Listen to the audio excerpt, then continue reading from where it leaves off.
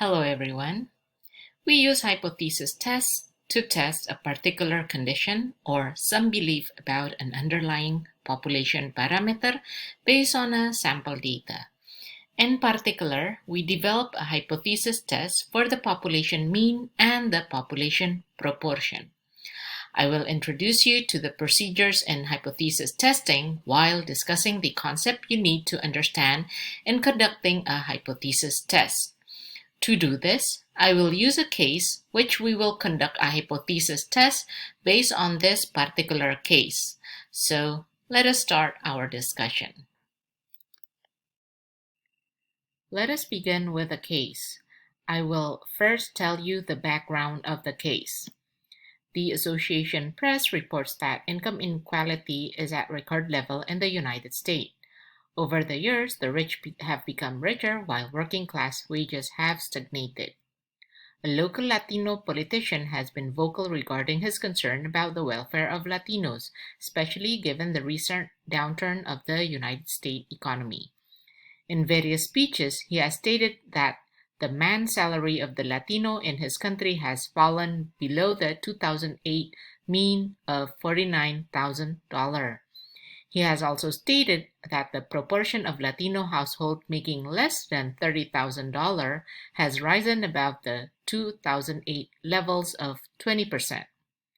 Both of his statements are based on income data for 36 Latino households in the country as shown in the following table.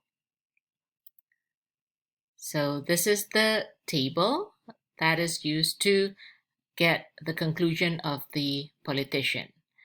And based on the previous condition that we have discussed, that I have told you before, we have this Trevor Jones, a newspaper reporter who is interested in verifying the concerns of the local politician. Now, Trevor wants to use the data sample presented on the table. First, he wants to determine if the mean income of Latino household has fallen below the 2008 level of $49. Second, he wants to determine if the proportion of the Latino household making less than $30,000 has risen above 20%. To help Trevor, we will do hypothesis tests, where we use the data and test whether the politician's belief regarding the mean income and proportion of household making income less, which has risen, is true or not. To do this, let us understand the procedure of hypothesis testing. The procedure of a hypothesis test can be listed as follows. You can use it as a rule of thumb in conducting a hypothesis test. The first step is we specify our null and alternative hypothesis. The second is to choose the test statistic and compute its value. The third step is find the critical value or the p-value as the rejection rule, either to reject or not reject our hypothesis, the null hypothesis. And the fourth one is, of course, to specify the rejection rule after we get the critical or the p-value. And the last one is we make a conclusion and interpret the result. So let's continue our discussion with the first step, that is constructing our hypothesis. But before that, what is a hypothesis? So a hypothesis is a condition or a statement which we want to prove on its validity. When constructing a hypothesis test, we define two competing hypotheses. A null hypothesis, which we denote with H null, and an alternative hypothesis.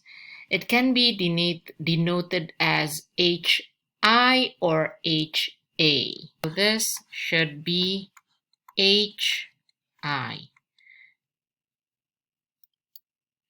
We conduct a hypothesis test to determine whether or not sample evidence contradicts the H null. So what we are testing is the H null. In specifying whether our statement is a null or an alternative hypothesis, we can use this table as a guidance. If our statement is written as a symbol, then null hypothesis will always contain an equal sign. Here we have equal, greater than, smaller than or equal to, greater than or equal to. So the equal sign is always in the null hypothesis. And the alternative hypothesis is just the alternating sign of the null. Equal, the alternate is not equal to. Smaller than equal is greater than or equal is smaller than. Let us now ignore this column for now. Now, we would like to try to construct the null and alternative hypothesis from the case given here. So it is the statement is test if the stock price increases on more than 60% of the trading days.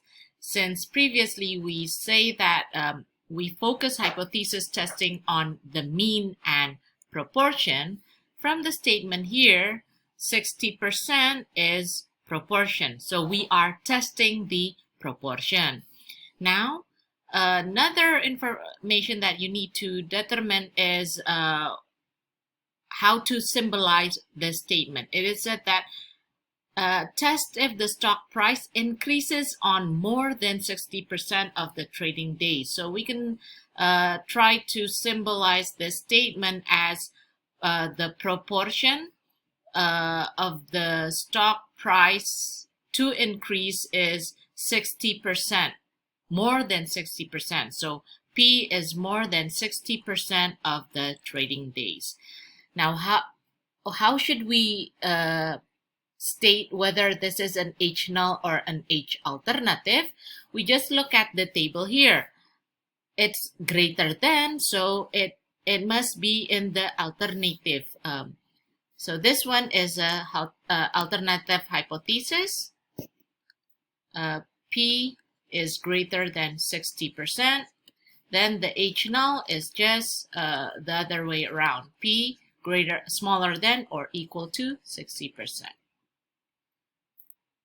Get back to our case and try to determine the hypothesis. The first one is Trevor wants to determine if the mean income of Latino households. So here we find the word mean income. The symbol would be mu, has fallen below the level of 49,000. So mean is below 49,000. We know that it doesn't have an equal sign, so it must be H alternative. HI or H1 equals to mu smaller than 49,000. The H null must be mu. Oops, this should be not smaller than or. So the null hypothesis is just greater than or equal to $49,000. What about the second case? Determine if the proportion of the Latino household making less than 30,000 has risen above 20,000. So proportion has risen above 20%, not 20,000. So this doesn't have an equal sign also.